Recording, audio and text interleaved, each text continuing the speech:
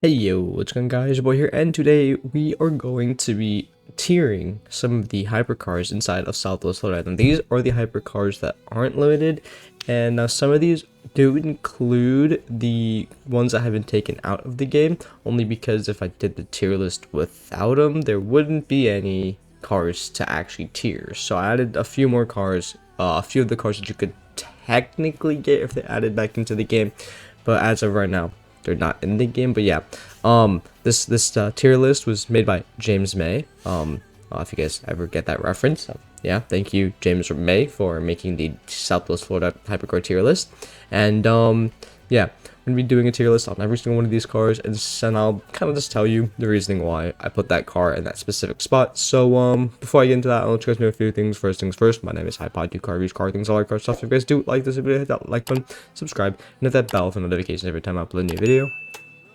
Second thing is I got a Roblox group with Roblox merch. If you're interested, I got a Discord group you can join, and I got some socials you can follow. All the links are in the description below.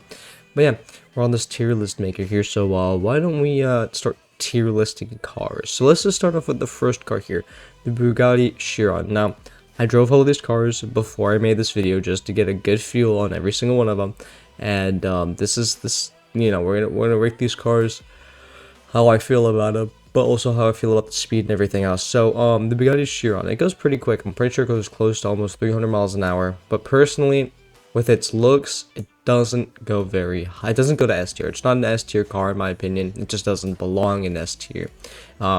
Its looks kind of, and its customization, like whenever you try to change its paint, you either change the entire body or you do the preset paints where you could do the two-tone paints. And if you could do the custom paint where you can change the Bugatti's body color and then the trim colors separately, that would be a lot better.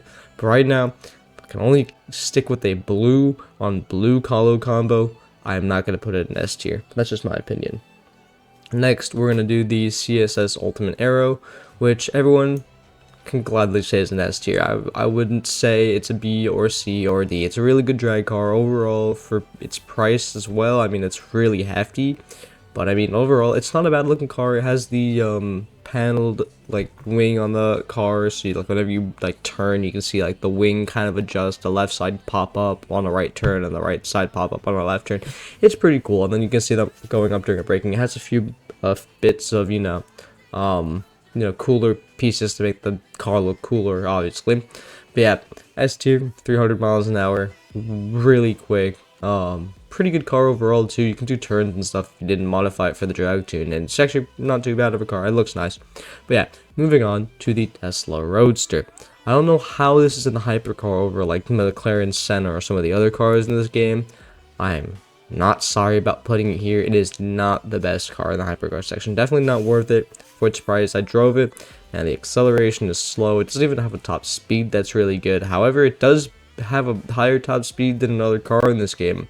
But another hypercar, but it's not the greatest if you're trying to do a drag race. But it's an alright car. I'm just not gonna rate it anywhere above a D. It's not the greatest thing I've ever driven, and it probably won't be unless they upgrade the Teslas. Because in every game, Teslas are like the most underrated car, because they're not fast in the game. Everything else though goes a million miles an hour. This thing can't. This thing just is not allowed.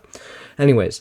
Moving on, we have the P1. Now this is a hot topic because everyone loves the P1. Now the P1 is definitely not a B tier. It's probably an A tier car. It's not an S tier personally. It just doesn't have the speed for an S tier. And honestly, I don't even know if the Bugatti should deserve an A tier in my opinion. Maybe we'll move that down a little bit. If the P1's up here, I don't want to put the P1 with the Bugatti. So we're gonna put the Bugatti in the B tier, so it makes a little bit more, so it makes a little bit more sense in my head here. So let's see. Moving on. We have the Pagani Huayra. Now, a lot of you might disagree with me here, but it's definitely a B tier car. Not because of its speed, because of every single one of its body panels. It does have speed though, but its body panels and its a little bit of customization on the car. The little wing that goes up and down, the front two panels that go up and down. It's pretty cool. It has some nice little driving bits that make the car look cooler when you're driving it. It's not bad. It's definitely not bad. I like it personally. But yeah, that's just my opinion. It's not too bad of a car. Moving on, Bugatti Veyron. Bugatti Veyron Same thing with the Bugatti Chiron. It doesn't have the customizations that you would hope it would have. So definitely a downer. Personally though, it's on the same level as the Chiron. It's like they're practically the same car. You know, you can't really customize it all too much. And its speed's relatively the same. Although the Veyron's actually faster than the Chiron. For those of you guys who didn't know, it's actually kind of surprising.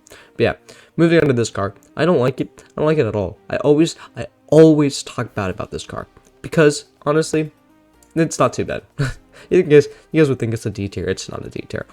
D tier is for the Tesla, definitely. But yeah, C tier because I drove it yesterday to get a feel for it again, and it's not all too bad. Definitely still not the greatest car. The Wasek Passage disappointed me as a limited car.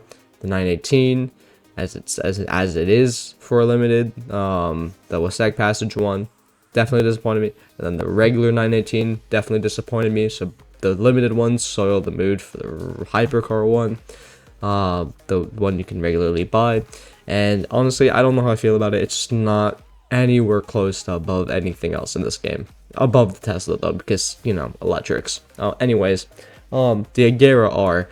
For those of you who don't remember or never had driven this car, this thing is insane. I'm not gonna say, but this thing goes actually comparatively fast to the Venom GT, and it is kind of scary.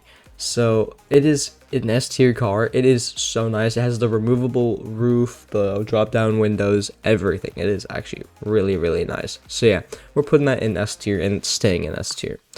Moving on, we're moving this to D tier because this was I didn't like driving this at all. I literally pulled it out for maybe 3 seconds and then I was like, yeah, I'm not driving that again. Because honestly, it doesn't look very good. It needs to be retextured or something. It doesn't look good. Personally, it doesn't have speed to it. It definitely doesn't feel like it's a hypercar. I don't know why the McLaren Senna doesn't replace some of these cars, because that is probably more hypercar than some of the hypercars that we can say here.